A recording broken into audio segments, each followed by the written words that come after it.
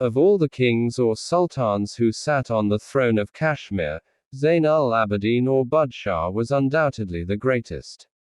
Zain-ul-Abidin was the sixth sultan of the Shah Mir dynasty in Kashmir. Although fundamentally a peaceful man, Zain-ul-Abidin was protective of his territory.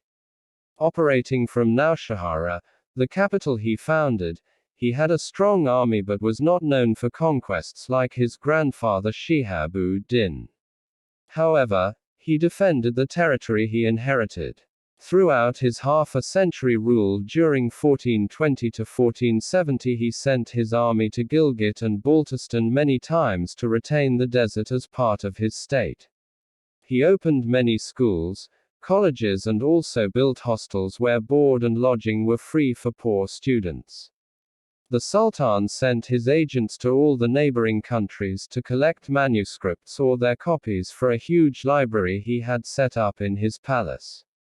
He is personally responsible for getting the natives trained in paper making, bookbinding and other various skills by sending them to various Central Asian kingdoms.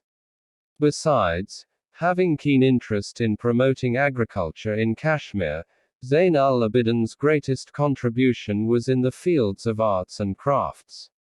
He invited trained craftsmen from other countries, especially Samarkand, to train his subjects. Some of the handicrafts introduced include carpet weaving and embroidery, silver and copperware, papier-mâché, woodwork and carving, katam band, etc. He introduced art of making pashmina shawl, from Tibet.